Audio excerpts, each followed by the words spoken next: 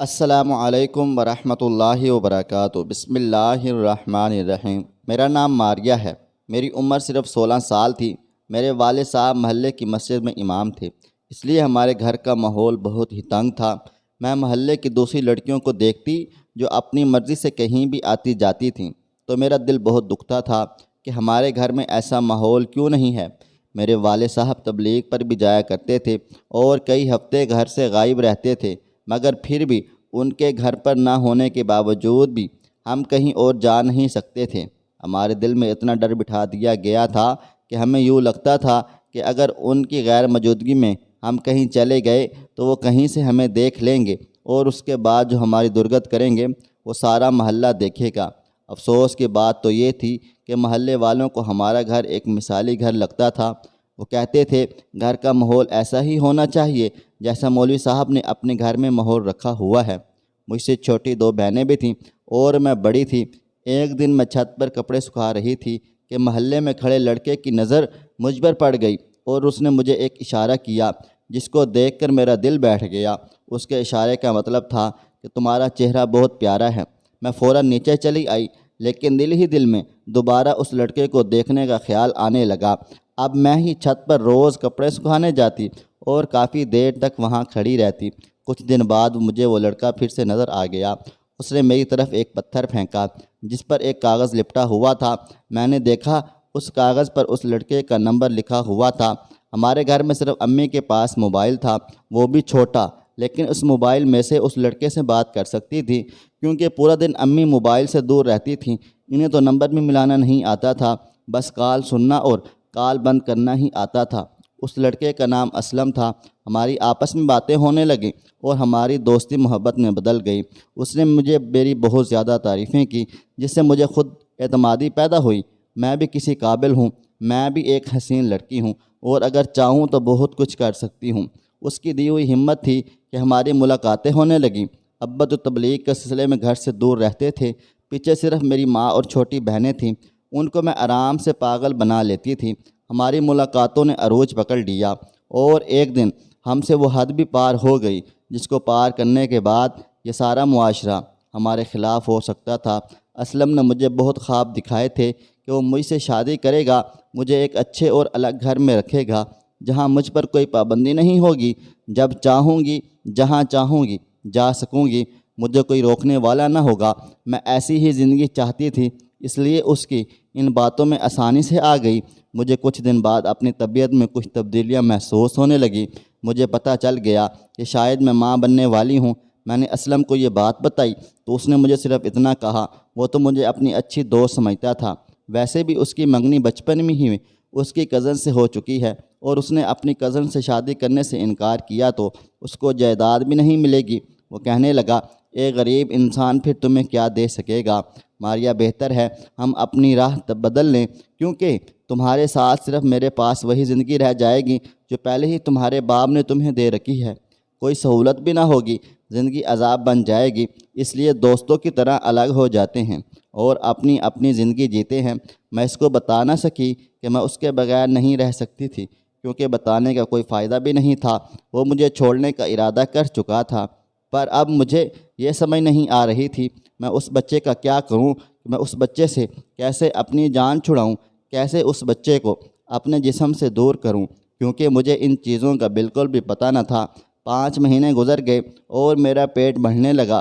پہلے تو مجھے میری ماں نے دیکھ لیا اور کہا، کھانا کم کھاؤ، تم موٹی ہو رہی ہو، کیونکہ ان کے تو وہم و گمان بھی نہ تھا کہ ایسا کچھ ہو سکتا تھا۔ پھر وہ موٹاپا بڑھ گیا تو میری ماں کو مجھ پر شک ہو گیا۔ وہ ایک دن قرآن لیے میرے کمرے میں آ گئیں اور کہنے لگیں، مجھے صاف صاف بتاؤ تم نے کوئی حرکت تو نہیں کی؟ قرآن کو تو میں ہاتھ نہ لگا سکتی تھی کیونکہ میں ایک گناہ گار تھی۔ میں نے بنا قسم کھائے ہی امی جان کو سب کچھ سچ بتا دیا۔ انہوں نے مجھے بہت مارا، بہت تھپڑ رسید کیے، یہاں تک کہ میرا سر دیوار سے لگا اور میں بے ہوش ہو گئی۔ ڈاکٹر کے پاس لے جایا گیا تو اس نے بھی یہی کہا، میرا 6 ماہ کا حمل ہے اور اب میں حمل کو ختم نہیں کر سکتے۔ اگر اب یہ حمل گرایا گیا تو میری جان کو خطرہ ہو سکتا ہے۔ ماں نے مجھے بہت باتیں سنائیں، بہت شرمندہ کیا۔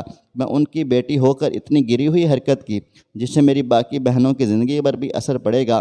ابا تبلیغ سے واپس آ چکے تھے، پتہ نہیں اس کو اپنی خوش قسمتی کہوں یا نہیں۔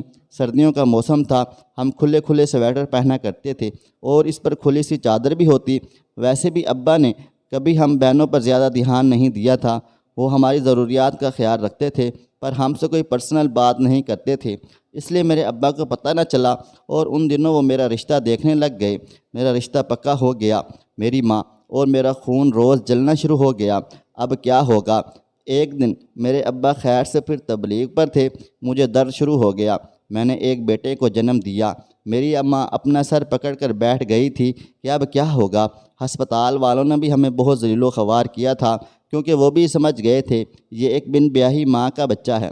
میری ماں نے تو سوچ لیا تھا اب یہ بچہ لے کر ہم گھر جائیں گے تو سب کچھ برباد ہو جائے گا، تیرا باپ مجھے طلاق دے دے گا اور تیری تو جیسے جان ہی لے لے گا، اس بچے کو بھی مار ڈالے گا۔ ہم پیدل ہی جا رہے تھے، رات کا وقت تھا، میرے سر پر معاشرے کا دباؤ تھا، میں کم عمر تھی، میرا کچا دماغ تھا۔ میں نے اس بچے کو ایک کوڑے کے ڈھیر پر رکھ دیا اور اپنی ماں سے کہا چلو گھر چلتے ہیں۔ میری ماں تو پہلے ہی طلاق سے اور بدنامی سے ڈری ہوئی تھی، اس نے بھی مجھے نہ روکا۔ کچھ دنوں بعد میری شادی کی تیاریاں ہونے لگیں اور 2 ماہ بعد میری شادی ہو گئی۔ میں دلہن بنی اپنے کمرے میں بیٹھی تھی جب میرا شوہر آیا، نوید۔ وہ ایک اچھا انسان لگتا تھا، اس نے بہت اچھے انداز میں مجھے سلام کیا اور کچھ دیر میرے پاس ساتھ بیٹھ کر باتیں کرنے لگا۔ اس کے گھر میں ساس بہو کا کوئی چکر نہ تھا کیونکہ اس کے ماں باپ گاؤں میں رہتے تھے اور وہ یہاں شہر میں نوکری کرتا تھا۔ اس نے کہا تھا کہ وہ مجھے اپنے ساتھ ہی رکھے گا، بس مجھے اس کے ساتھ اس کا ہمراز بننا ہوگا۔ میں اس کی یہ بات یوں سمجھی کہ میاں بیوی تو ہوتے ہی ایک دوسرے کے رازدار ہیں، میں سمجھی شاید یہ بھی یہی بات کر رہا ہے۔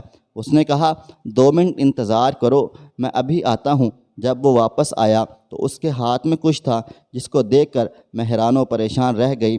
میرے قدموں تلے سے زمین نکل گئی تھی، میرا وجود کانپنے لگا تھا۔ نوید قریب آیا تو میرا شک یقین میں بدل گیا۔ اس کی گود میں ایک نومولود بچہ تھا اور وہ بچہ کوئی اور نہیں بلکہ میرا ہی بچہ تھا جسے میں نے کوڑے کے ڈھیر پر پھینک دیا تھا۔ میرے شوہر نے مجھ سے کہا یہ اس کا بچہ ہے جو اس کی پہلی بیوی سے تھا اور اس کی پہلی بیوی اس کو پیدا کرتے ہی وفات پا گئی تھی۔ اس نے یہ بات میرے گھر والوں کو نہیں بتائی، وہ مجھے تصویر دیکھ کر ہی پسند کر بیٹھا تھا، اس لیے وہ مجھے کھونا نہیں چاہتا تھا اور اب اس بچے کو بھی ہمیں پالنا ہوگا اور یہ ہمارا بچہ کہلائے گا۔ میں پھٹی آنکھوں سے نوید کی شکل دیکھ رہی تھی کیونکہ وہ مجھ سے جھوٹ بول رہا تھا، یہ بچہ اس کا نہیں تھا کیونکہ یہ تو میرا بچہ تھا۔ پھر وہ ایسا کیوں کہہ رہا تھا؟ تو وہ اپنے سر ایک گناہ کیوں لے رہا تھا جو اس نے کیا بھی نہیں تھا؟ میں اپنی حقیقت نہیں بتا سکتی تھی، شاید یہی قسمت کا فیصلہ تھا۔ اس بچے کو دیکھ کر میرا دل پگھل گیا کیونکہ بے شک میں اس کی ماں تھی، اس وقت میں مجبور تھی، لیکن قسمت نے مجھے یہ بچہ لوٹا دیا تھا تو مجھے اس کو پالنے میں کوئی مسئلہ نہیں تھا۔ ہم آپس میں خوشی خوشی رہنے لگے اور اس بچے کو بھی پالنے لگے۔ ہم نے اس کا نام احمد رکھا۔ 2 سال گزر گئے پر میں ابھی تک امید سے نہیں ہوئی تھی۔ میں چاہتی تھی ایک بچہ ہم دونوں کا بھی ہو جسے ہمارا رشتہ مضبوط ہو جائے۔ میرے ہاں اولاد نہیں ہو رہی تھی اور میں جانتی تھی کہ مجھ میں کوئی خرابی نہیں تھی کیونکہ میں پہلے بھی تو ماں بن چکی تھی۔ احمد اب بڑا ہو رہا تھا اس لیے بہت زیادہ شرارتی ہو گیا تھا۔ ایک دن وہ بیڈ سے گر گیا اور اس کا سر پھٹ گیا۔ جب تک ہم اسے ہسپتال لے گئے اس کا بہت خون بہہ چکا تھا۔ ہسپتال والوں نے کہا اسے خون لگانے کی اشد ضرورت ہے، لیکن ڈاکٹر صاحب نے بتایا کہ اس کا خون نہایت ہی نایاب ہے جو کہ ابھی ملنا مشکل ہے، اس لیے آپ دونوں میں سے کسی کو خون دینا ہوگا۔ یہ بات سن کر نوید بہت پریشان ہو گیا۔ نوید کا خون اس بچے سے نہیں ملتا تھا۔ ڈاکٹر کو تو یہ معلوم نہ تھا کہ نوید اس کا باپ نہیں، وہ تو یہی سمجھ رہے تھے کہ میں ہی اسی کی ماں ہوں۔ اس لیے انہوں نے میرے خون کا بھی نمونہ لیا جو کہ احمد کے خون سے مل گیا اور میرا خون احمد کو لگنے سے اس کی جان بچ گئی تھی۔